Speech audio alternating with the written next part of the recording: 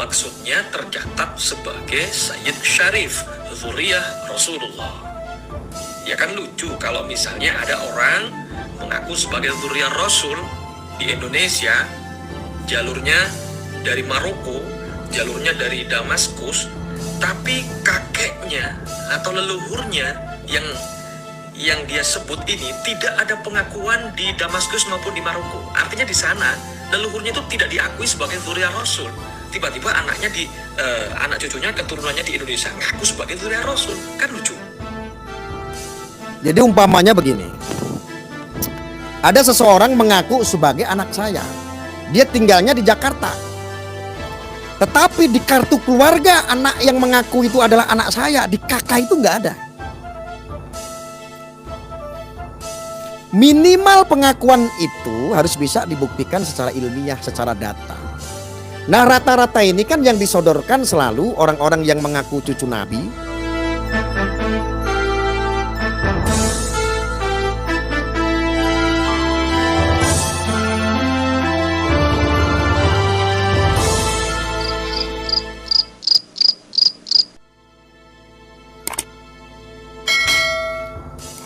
Jangan baper ya.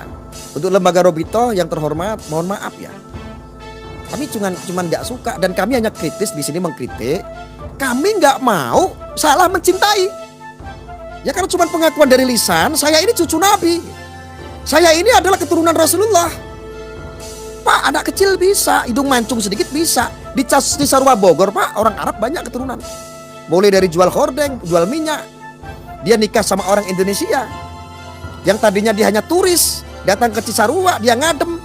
Akhirnya menikah kontrak, nikah beneran, punya keturunan, hidungnya mancung.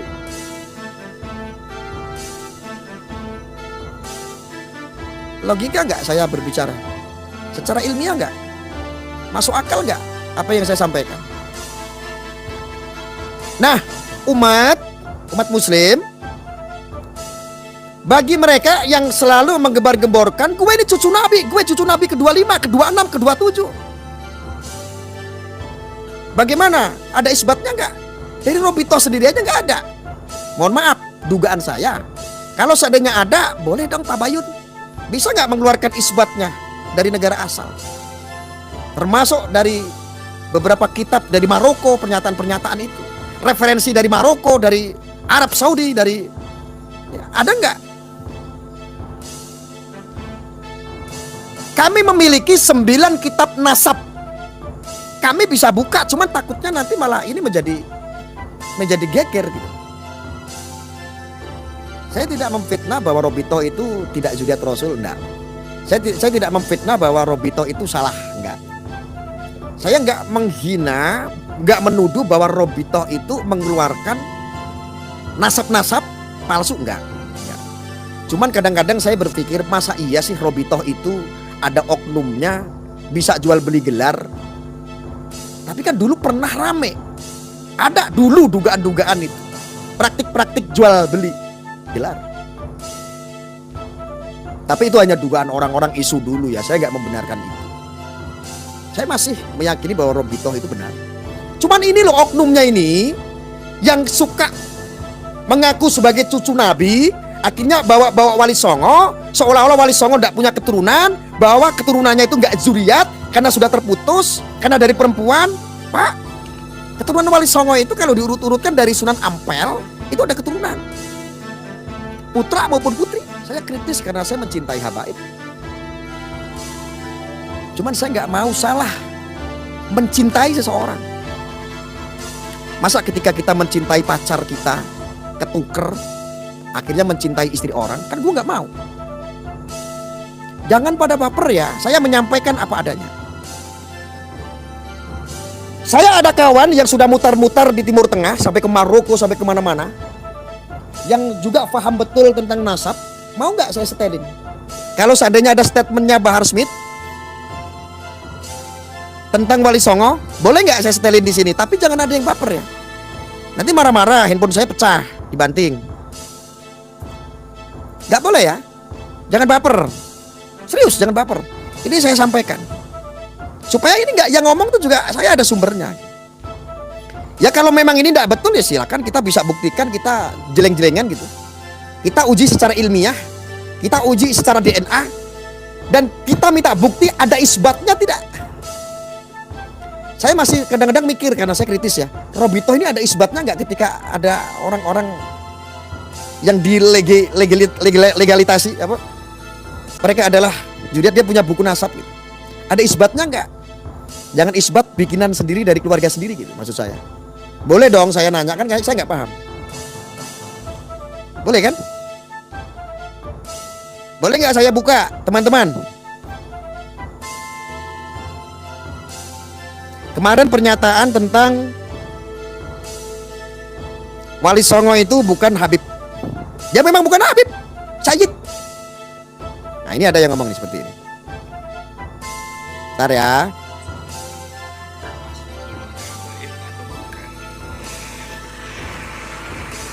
Saya sudah beberapa kali mengetahui Ini yang bicara Sayyid. banyak keturunan Wali Songo yang memiliki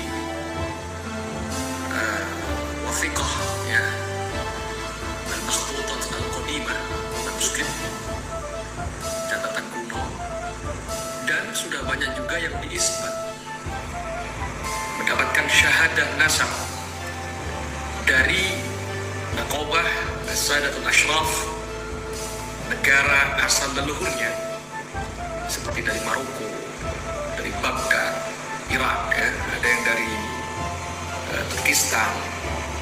Dari kesemuanya ini tidak ada yang jalurnya ke Ba'alam, ya. Jadi mereka ini zuriyah Rasulullah Muhammad SAW dari jalur Al-Hasani, ya. Dan yang dari jalur Al-Husaini itu dari jalur Sayyid Musa Al-Kazim. Tidak ada yang tercatat sebagai Ba'alam. Jadi mereka adalah Sayyid Syarif. Kalau menurut nasab, ya, tinjauan nasab, mereka adalah Sayyid Syarif, bukan Habaib, bukan Habib. Makanya banyak zuriyah Wali Songo yang mastur, yang membumi, ya, tidak dipanggil Habib. Banyak yang dipanggil Kiai, Gus, banyak, ya. Tapi mereka sejatinya adalah seorang Sayyid Syarif zuriyah Rasulullah Muhammad sallallahu alaihi wasallam. Lah memang zuriat Rasul itu bukan Habib, Sayyid, Syarif. Dan ketika mengaku ada darah Rasulullah, ada keturunan, ya harus jelas gitu. Ada isbat dari negara asal, dari penduduk asal, diakui oleh negara. Tidak ada Habib, tidak ada. Tapi di Indonesia kita ikutin lah, karena memang tradisinya panggilan disematkan Habib ya, yang terkasih, yang tercinta. Ya. Saya nggak mengatakan semua saya arahkan untuk semua habaib. Saya hanya mengkritik untuk satu Habib yang kadang-kadang ini kontroversi terus. Ya. Tidak mau mencontohkan seperti apa yang didakwakan oleh Rasulullah. Lalu apakah zuriat Rasul harus ada pengakuan dari lembaga nasab negara asal leluhurnya, bukan di Indonesia? Lah kalau di Indonesia itu kan keluarga sendiri itu. Seperti Robitoh Alawiyah, Alawiyin. Itu kan pencatatan nasab secara administrasi kan ada di Robitoh. Saya nggak mengatakan bahwa yang dicatat oleh Robitoh ini nggak bersanad, enggak. Saya tidak mengatakan itu. Cuman kita perlu kejelasan, semuanya kita perlu kejelasan. Ya. Semua zuriat Rasulullah di Indonesia ya di dalam Alawiyin, Radhiyatul Alawiyah. Apa hubungannya sama Naqobah dunia? Kita dengarkan. Semua zuriyah Rasulullah di Indonesia ya di dalam Alawiyin, Radhiyatul Alawiyah. Apa itu ya? Baru dengar saya. Radhiyatul, saya taunya Radhiyatul Atfal. Apa hubungannya sama Naqobah dunia? Nah gini, kita bicara general ya. Rasulullah ini kan orang Arab, bukan orang Indonesia. Tapi zuriyahnya ini menyebar di banyak negara. Ada di Persia, Iran, Irak, Maroko, Palestina, Mesir, Yaman, Libya, bahkan sampai ke Indonesia. Nah, di setiap negara yang ada dzurriyyah Rasul tadi, itu ada namanya Naqobah As-Sadatul Ashraf, persatuan Sayyid Syarif, ya, dzurriyyah Rasul yang ada di negara itu. Dan masing-masing Naqobah ini, antara Naqobah satu dengan yang lainnya, Naqobah negara satu dengan negara lainnya, ini berhubungan, saling menyimpan data satu sama lain. Dan ini catatannya rapi, benar-benar tercatat, dicatat, ada yang mencatat memang gitu. Sehingga misalnya kalau ada yang keluar dari satu negara, misalnya dari Maroko misalnya, keluar hijrah ke Damaskus, itu pasti laporan dan tercatat, terdata di sana.